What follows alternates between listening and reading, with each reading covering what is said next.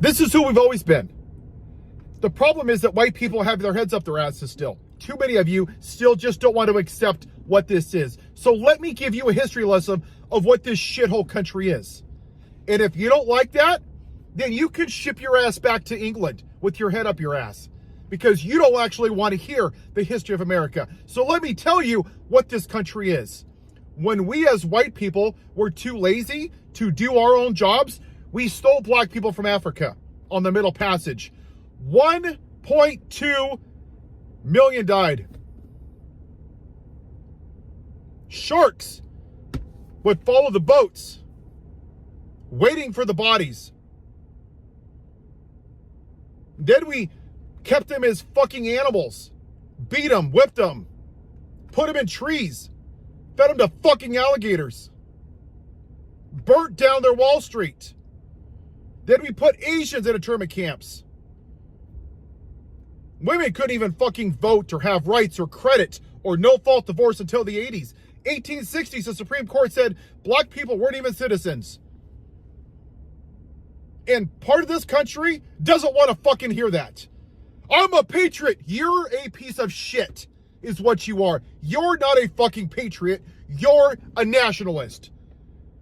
You don't want to actually talk about American history. You want to talk about white history, which is why you don't want slavery in the Smithsonian, because it offends your version of American exceptionalism. We are a shithole country.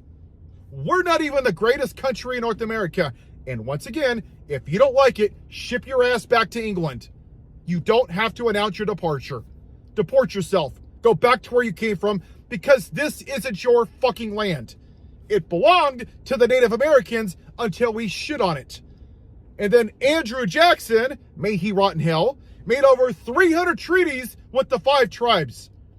And he ignored all of them through the Trail of Tears, and we forced them to walk, and 16,000 died. But hey, don't you dare criticize this country, white man. If you don't like it, you can leave. America's the best of the best of the best. Y'all have fucking concepts of brains like you have concepts of what history is. This country has been a shitty country for everybody that doesn't look like me. And now what you're seeing with a podcaster, even though 47,000 people died from gun violence, the white people finally got a fraction of an inch of what a black person has dealt with since the fucking beginning of this experiment. And now you guys, oh, the rapture is coming. Oh, put Charlie's name's Kirk on a Starbucks. Oh my God, cancel Starbucks. Oh, this is the Great Awakening. Jesus is coming. He spoke to me. Jesus didn't speak to you after Ahmaud Arbery was chased down by 3 white supremacists? U.S. citizens, by the way. God didn't speak to you then? How about Uvalde, when the cops sat on their asses for an hour and watched children just fucking get murdered? God didn't speak to you then? How about 2 weeks before the podcaster, 6-year-olds were gunned down in a church, praying with Bibles and 10 Commandments on the wall? God didn't speak to you then? Oh, all of a sudden you want to weaponize the name of God because your white privilege got shit on. And even when you hear this, your little fucking fragile brains can't even handle the truth, because you're so fucking racist. That's what this is about. It's not about taxes or tips or making your life better or universal health care or bringing the price of your housing down. They haven't done shit in this Klan administration. Not a goddamn thing, except for sit on his fat ass in Gulf and rename the Gulf of Mexico and shit on non-white people. And you're like, yeah, praise Jesus. Woo, praise Jesus. Yeah, America first. And your dumbasses don't even realize that the US dollar has gone down by 17%. That all your trade partners are not using us anymore. And then at some point, when the debt is cashed in from Canada and China and Japan, they're going to cash it in and the dollar's going to tank. But at least to own the libs, America first, America first. You don't even take care of America first. 36.8 million people live in poverty. 14 million kids go to school hungry. 46,000 people die every year from gun violence. Not a fucking thing from you pro-life people. But Charlie Kirk, a podcaster, oh, it's the Great Awakening. You are what's wrong with this country. You're selfish. You're racist. You're white supremacist. You're misogynist. You voted for a clan leader that is an adjudicated rapist. He fucking raped women, and you're like, hey, no one's perfect. Would you vote for Hitler? Hey, no one's perfect. I like his tax plan.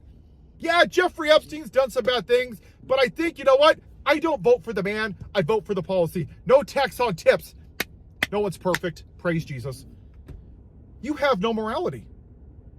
And you just want white America. Until we deal with this problem, nothing will change. And the reason it hasn't is because people that look like me are still right now hiding behind your privilege. And last week, you saw those people, your cousins, your brothers, your sisters, your friends, your high school people that you don't talk to, they scurried out like a bunch of fucking cockroaches. Oh, Charlie Kirk, podcaster. Nothing, not a goddamn thing about anything else that this guy's done. Not the rape, not the insurrection, not the felonies, not asking for black people to be executed in New York, not the white supremacy, not insulting women, calling them ugly, not a goddamn thing. But the white podcaster, somehow, that's a bridge too far, and I'm just going to have to correct you. That is why we're here. They were fine with everybody else getting treated like crap. But until something touched their white privilege, then they cared. They're not Christians. They're not people of faith. They're modern day Pharisees. They are the remnants of the lost cause. And that point in time is where we failed as a country. Robert E. Lee was a piece of shit slave owner. May he rot in hell.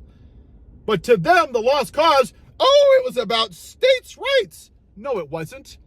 Mississippi said, we want to keep slavery because the black man, in their words, the Negro, are the only people that can work in the tropical sun.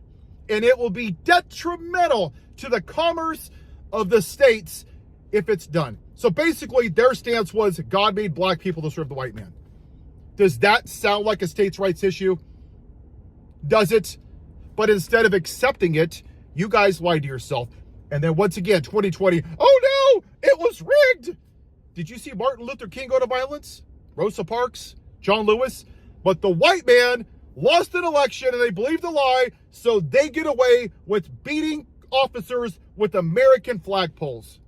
They're patriots, but if you kneel before a flag peacefully, you're a son of a bitch. Funny how that works.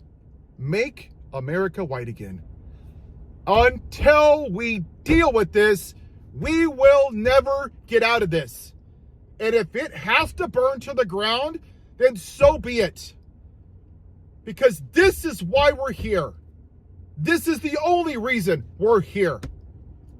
And if you want to go back to the economics part, that's cool.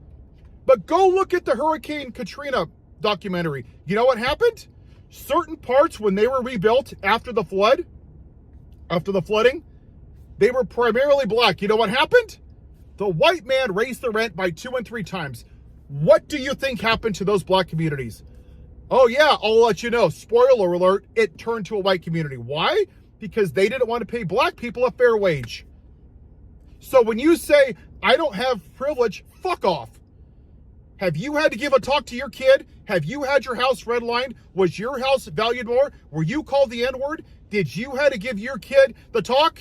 Then fuck off with your white privilege. Just because you're poor doesn't mean you don't have privilege. It means that you're treated differently than everybody else. That's what white privilege is. And you can shove it up your ass. Have a white day.